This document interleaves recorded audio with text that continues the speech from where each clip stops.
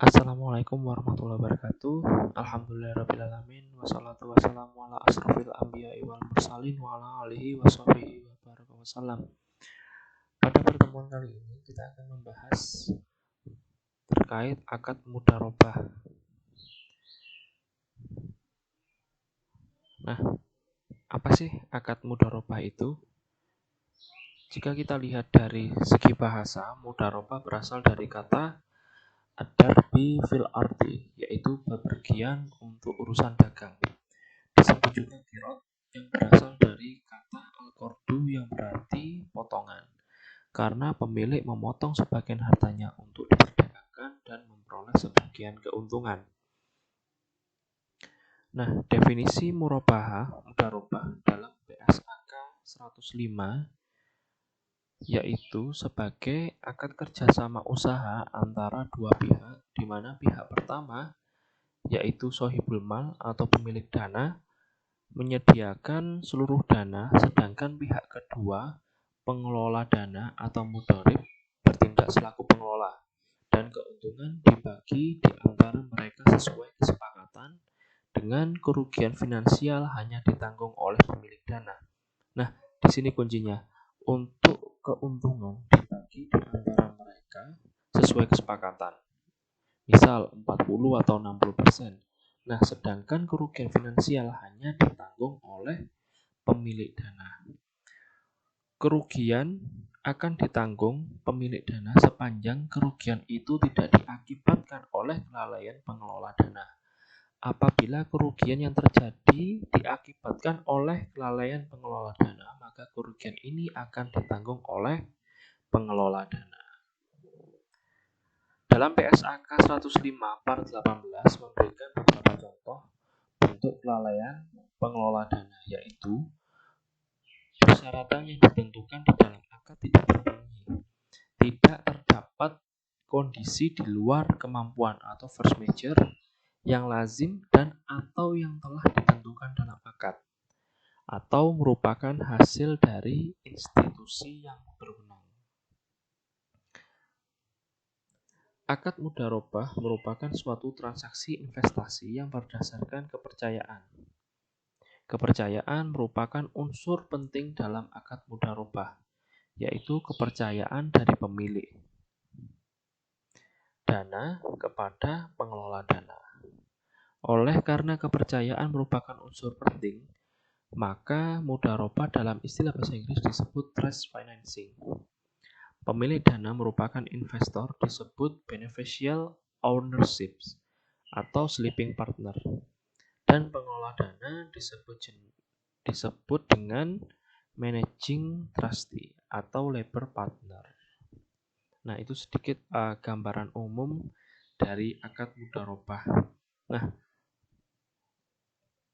dari penjelasan di atas, dalam transaksi mudharabah antara pemilik dana dan pengelola dana ada pembagian risiko, di mana berbagi risiko merupakan salah satu prinsip sistem keuangan syariah.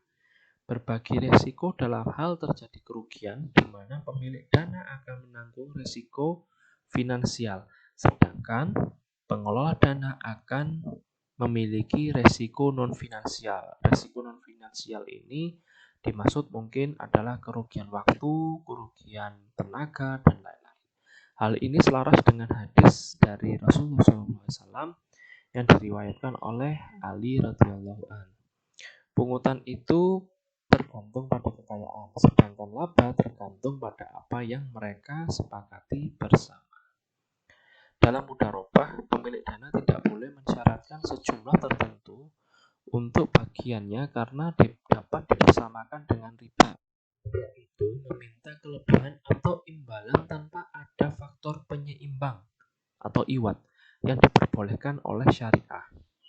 Contoh ya, misalnya ia memberi modal sebesar 100 juta dan ia menyatakan setiap bulan mendapatkan 5 juta rupiah. Di sini dapat kita lihat bahwa mereka minta imbalan tanpa ada faktor penyeimbang. Apa faktor penyeimbang itu?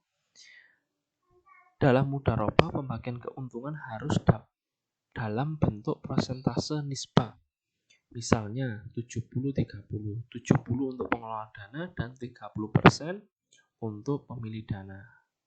Sehingga besarnya keuntungan yang diterima tergantung pada laba yang dihasilkan.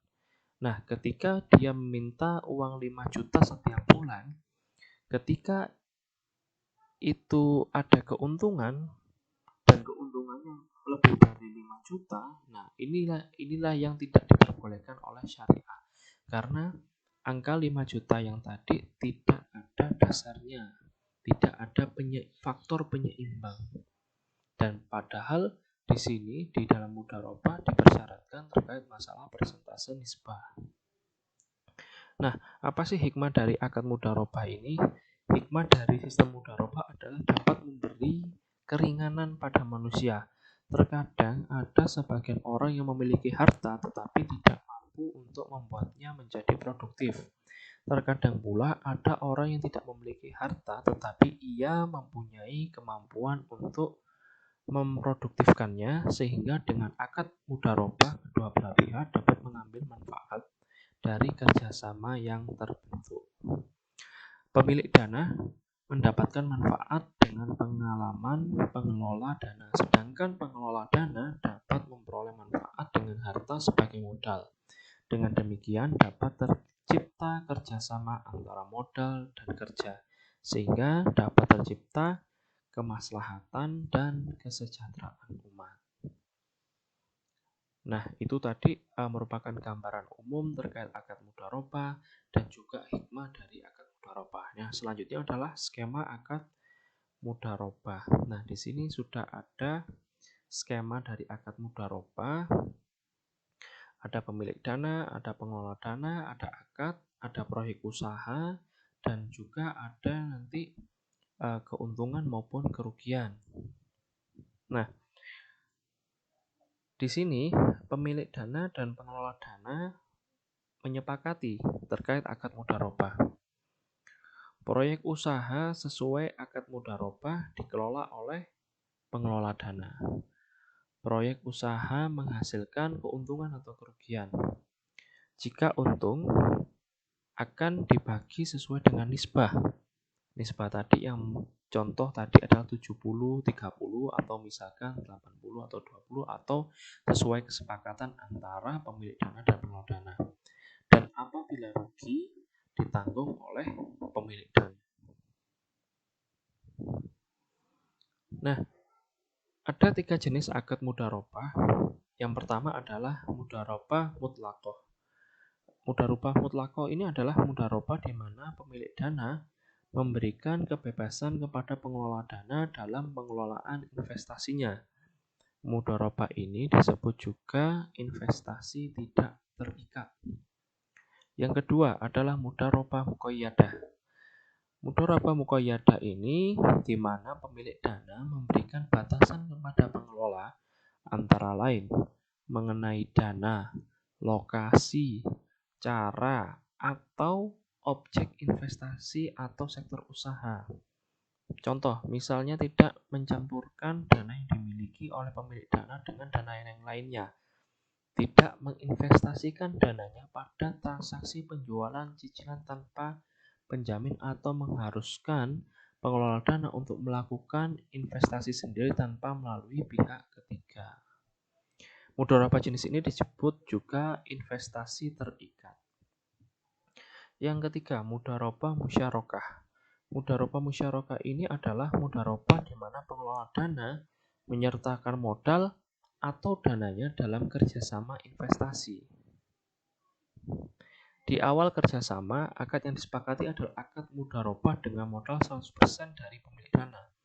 Setelah berjalannya operasi usaha dengan pertimbangan tertentu dan kesepakatan dengan pemilik dana, pengelola dana ikut menanamkan modalnya dalam usaha tersebut. Jenis mudharabah seperti ini disebut mudharabah musyarakah, merupakan perpaduan antara akad mudharabah dan musyarakah. Nah, dasar hukum dari akad mudharabah ini adalah Surah Al-Jumu'ah ayat 10 yang berbunyi bahwa apabila telah ditunaikan sholat, maka bertebarkanlah kamu di muka bumi dan carilah karunia Allah Subhanahu wa taala. Dan surat Al-Baqarah ayat 283, maka jika sebagian kamu mempercayai sebagian yang lain, hendaklah yang dipercaya itu menunaikan amanatnya dan hendaklah ia bertakwa kepada Allah Tuhannya. Dan ada dari hadis dari Saleh bin Su'aib radhiyallahu an bahwa Rasulullah Shallallahu alaihi wasallam bersabda, 3 hal yang di dalamnya terdapat keberkatan. Yang pertama, jual beli secara tangguh. Yang kedua, muqarradah atau mudharabah, dan yang ketiga adalah mencampur adukkan dengan tepung untuk keperluan rumah bukan untuk dijual. Hadis riwayat Ibnu Majah. Hadis yang kedua dari Abbas bin Abdul Muthalib, jika menyerahkan harta sebagai mudharabah, ia mensyaratkan kepada pengelola dananya agar tidak mengarungi lautan dan tidak menuruni lembah, serta tidak membeli hewan ternak. Jika persyaratan itu dilanggar, pengelola dana harus menanggung risikonya ketika persyaratan yang ditetapkan Abbas. Persyaratan yang ditetapkan oleh Abbas ini didengar oleh Rasulullah SAW dan beliau membenarkannya. Hadis riwayat Tabrani dari Ibnu Abbas. Nah, di sini ada rukun dan ketentuan syariah dari akad mudharabah. Rukun mudharabah ini ada 4, yaitu yang pertama, pelaku terdiri atas pemilik dana dan pengelola dana. Yang kedua, objek mudharabah berupa modal dan kerja. Yang ketiga adalah ijab kabul atau serah terima. Yang keempat adalah nisbah keuntungan.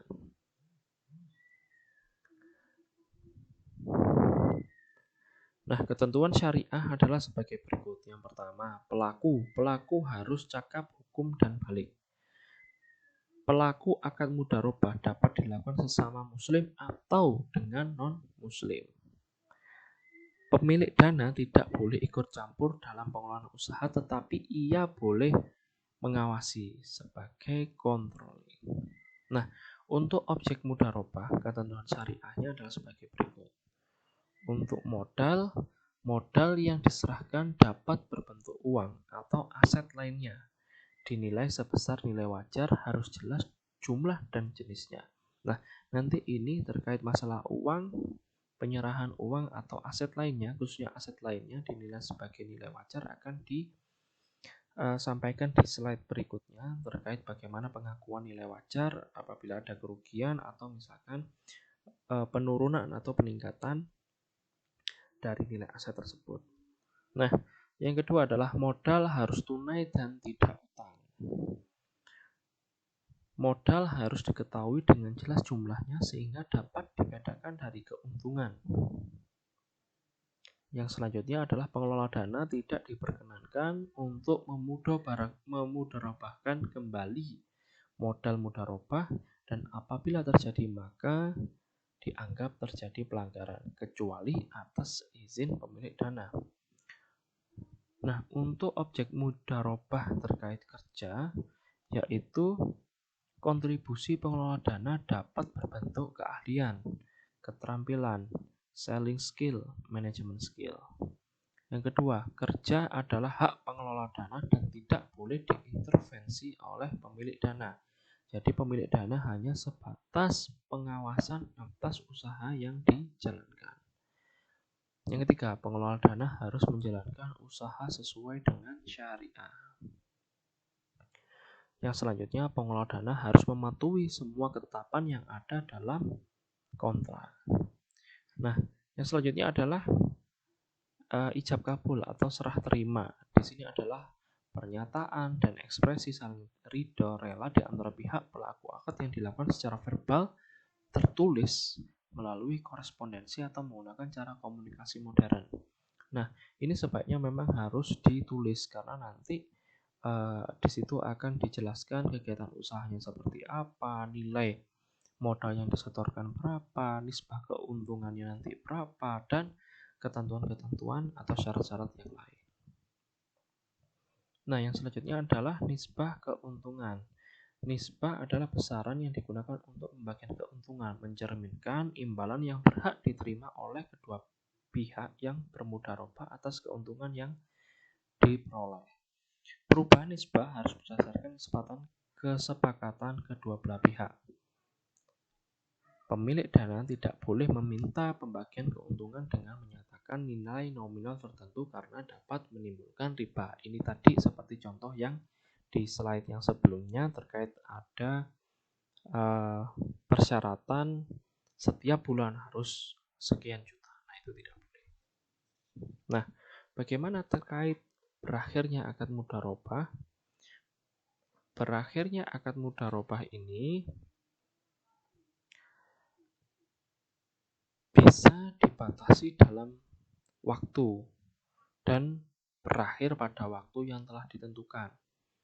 Selain itu, ada juga misalkan salah satu pihak memutuskan mengundurkan diri, atau salah satu pihak meninggal dunia atau hilang akal, atau juga pengelola dana tidak menjalankan amanahnya sebagai pengelola usaha untuk mencapai tujuan sebagaimana yang dituangkan dalam akad. Sebagai pihak yang mengemban amanah, ia harus bertindak baik dan hati-hati.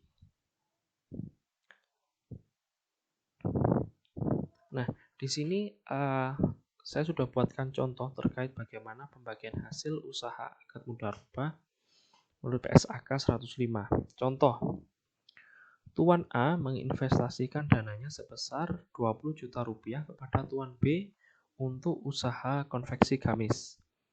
Nisbah yang disepakati dengan perbandingan Tuan A dan Tuan B adalah 20% dan 80%. Pada bulan Januari 2020 diketahui usahanya memperoleh laba sebesar 5 juta rupiah. Sedangkan pada bulan Februari 2020 mengalami kerugian sebesar 2 juta rupiah. Nah, yang ditanyakan adalah bagaimana perhitungan nisbah pada bulan Januari 2020 dan Februari 2020. Nah, ketika kita lihat kondisi seperti ini, kita melihat laporan keuangan seperti ini, maka ketika akad mudharabah ini yang paling pertama yang kita harus ketahui adalah nisbah keuntungan dibagi berdasarkan sesuai yang disepakati. Sedangkan untuk terjadi kerugian maka akan ditanggung oleh pemilik dana selama usaha ini berjalan dengan semestinya. Artinya pemilik dana tidak melakukan kegiatan manipulatif atau kegiatan-kegiatan yang lain yang tidak sesuai dengan yang dipersyaratkan. Nah, kita harus memegang dua kunci ini. Nah, ini Tuan A dan Tuan B perbandingannya 20-80. Tuan A ini adalah tadi yang menginvestasikan dana. Pada bulan Januari 2020 keuntungannya 5 juta rupiah, maka pembagiannya adalah 20% kepada Tuan A. 20% dari 5 juta berarti 1 juta rupiah, dan 80% dari 5 juta 4 juta rupiah kepada pengelola dana Tuan B. Sedangkan pada bulan Februari kerugian sebesar 2 juta rupiah ini maka menjadi tanggungan dari pemilik dana yaitu Tuan A. Nah, kita berlanjut untuk ke perlakuan akuntansi untuk akad mudharabah. Di sini nanti perlakuan akuntansinya ada dua, yaitu perlakuan akuntansi untuk pemilik dana dan juga perlakuan akuntansi untuk pengelola dana. Nah, kita masuk ke yang pertama yaitu akuntansi untuk pemilik dana. Pertama, akad mudharabah diakui pada saat pembayaran kas atau penyerahan aset non-kas kepada pengelola dana. Nah, untuk pengukuran akad mudharabah dalam bentuk kas dan non-kas pada saat kontrak. Jurnal pada saat penyerahan kas sebesar jumlah yang dibayarkan. Dengan debit investasi mudharabah dan kreditnya adalah kas. Nah, jurnal untuk penyerahan aset non-kas. Jika nilai wajar lebih tinggi daripada nilai tercatatnya, maka selisihnya diakui sebagai keuntungan tangguhan dan diamortisasi sesuai jangka waktu akad mudharabah. Misal, kendaraan A ini ketika dinilai wajar atau dinilai seharga-harga pasar, ternyata nilainya misal contohnya hanya 4 juta. Ternyata ketika dinilai dengan harga wajar adalah nilainya 5 juta. Nah, ini yang dimaksud dengan nilai wajar lebih tinggi daripada nilai tercatatnya. Nah, bagaimana pencatatannya? Pencatatannya adalah investasi mudharabah di debit, kreditnya adalah keuntungan tangguhan, kredit lagi adalah aset non-kas. Nah, yang selanjutnya adalah keuntungan tangguhan di debit dan kreditnya adalah keuntungan. Jadi di sini akan menolkan keuntungan tangguhan dari awal penjurnalan. Dimasukkan dalam keuntungan atas nilai wajar aset yang lebih tinggi daripada nilai yang tercatatnya. Jika nilai wajar lebih rendah daripada nilai tercatatnya, maka selisihnya diakui sebagai kerugian. Nah, ini kebalikannya. Debitnya adalah investasi mudharabah, kerugian penurunan nilai terhadap kreditnya aset non-kas mudharabah. Nah, ini untuk penurunan nilai aset non-kas sebelum usaha dimulai diakui sebagai kerugian dan mengurangi saldo investasi mudharabah. Jurnalnya adalah kerugian investasi mudharabah pada investasi mudharabah. Nah, penurunan nilai setelah usaha dimulai diakui sebagai kerugian dan diperhitungkan pada saat pembagian bagi hasil.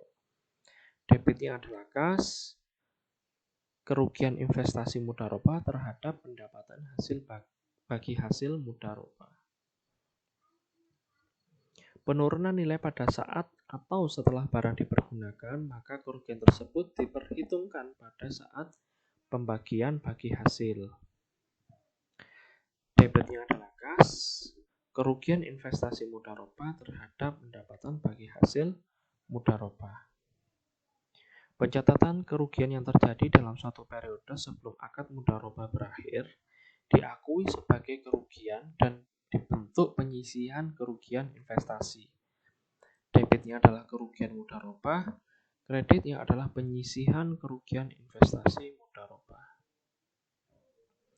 Bagian hasil usaha yang belum dibayar oleh pengelola dana diakui sebagai piutang.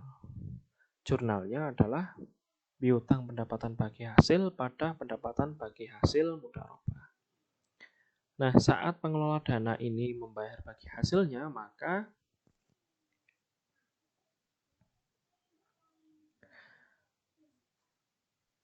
debitnya adalah kas, kreditnya adalah piutang pendapatan bagi hasil.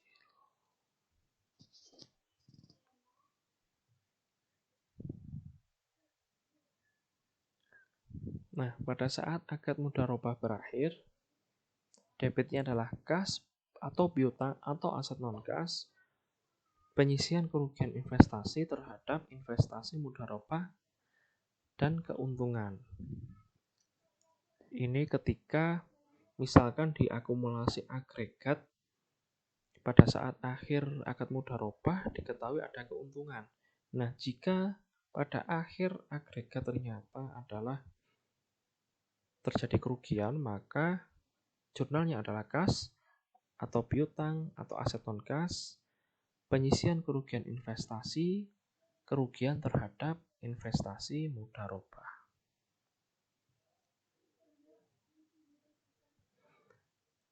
Penyajian, pemilik dana menyajikan investasi mudharabah dalam laporan keuangan sebesar nilai tercatat. Pengungkapan, pemilik dana mengungkapkan hal-hal terkait transaksi mudharabah tetapi tidak terbatas pada isi kesepakatan utama usaha mudharabah seperti porsi dana, pembagian hasil usaha, aktivitas usaha mudharabah, dan lain-lain. Yang kedua, rincian jumlah investasi mudharabah berdasarkan jenisnya. penyisihan kerugian investasi mudharabah selama periode berjalan, dan pengungkapan yang diperlukan sesuai dengan PSAK nomor 11 tentang penyajian laporan keuangan syariah. Nah, kita beralih menjadi tuan B, akuntansi untuk pengelola dana. Pengakuan dana sirka temporer. Dana sirka temporer diakui pada saat kas atau aset non-kas diterima. Nah, kemarin sudah dijelaskan terkait masalah dana sirka temporer di pembahasan kerangka dan laporan keuangan syariah. Bagaimana tempatnya di dana sirka temporer itu dalam neraca dan lain-lain. Nah, pengukuran dana sirka temporer. Dana sirka temporer diukur sebesar jumlah kas atau nilai wajar aset non-kas yang diterima. Jurnalnya adalah kas atau aset non-kas pada dana sirka temporer. Nah, jurnal ketika menerima pendapatan bagi hasil apabila dana sirka temporer disalurkan kembali.